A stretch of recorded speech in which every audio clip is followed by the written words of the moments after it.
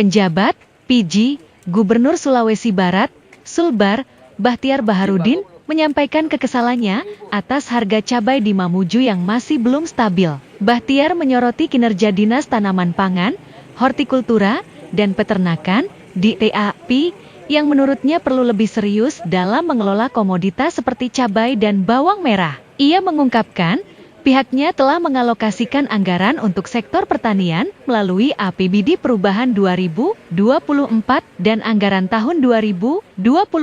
Saya kira cabai rawit ini harus menjadi perhatian serius. Saya sudah menganggarkan dana untuk ini, bahkan memberikan instruksi berkali-kali. Namun, masalah harga cabai ini terus berulang. Dinas Pertanian harus bekerja lebih serius, karena wilayah kita cukup luas untuk menciptakan kemandirian, ujar Bahtiar saat kunjungan ke Pasar Baru Mamuju, Jalan Abdul Syakur, Karema, pada Selasa, 14 Januari 2025, pagi. Ia juga menyarankan agar benih cabai dibagikan secara massal kepada masyarakat 2 hingga 3 kali setahun guna memutus mata rantai permasalahan harga yang kerap mempengaruhi inflasi. Selain cabai, Bahtiar turut menyoroti produksi bawang merah yang masih bergantung pada pasokan dari daerah lain seperti Enrekang, Sulawesi Selatan. Ia menegaskan bahwa beberapa wilayah di Sulbar, seperti Paboborang di Majene, sebenarnya memiliki potensi besar untuk pengembangan bawang merah.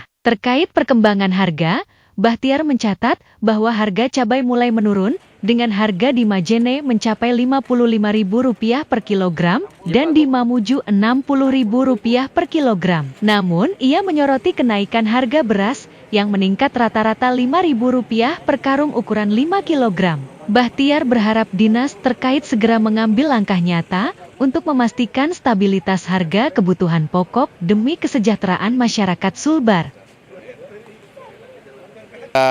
Kembali cek lagi harga di pasar, jadi benar-benar ini menjadi atensi Pak Menteri Dalam Negeri kepada seluruh kepala daerah dan gubernur, memastikan di awal tahun 2025 ini harga-harga kembali normal.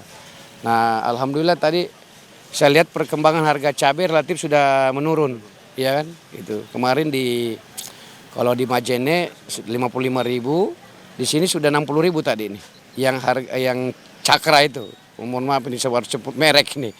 Kalau Salok 2, memang dari dulu Salok 2 itu yang biasa lebih mahal memang, beda 5.000 atau 10.000. Karena dia cabenya lebih tahan lama itu. Nah, yang kedua malah harga telur sini turun.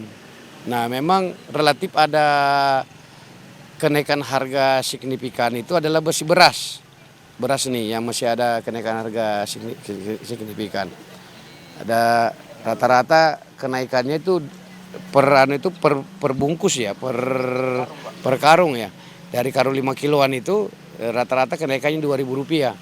Nah, ini mungkin apakah ada akibat dari rencana penetapan harga yang baru gitu. Nah, ini kita cek. Nah, tekan harga apa lagi tadi itu? Harga cabai merah besar, bawang juga masih normal lah itu sebenarnya itu. Harga 40.000 itu, bawang putih juga 40.000, 45.000. Ya, kalau cabai merah besar, cabai keriting relatif juga stabil. Nah, kemudian ada komoditi yang perlu kita beri atensi secara serius ini. Satu cabai rawit.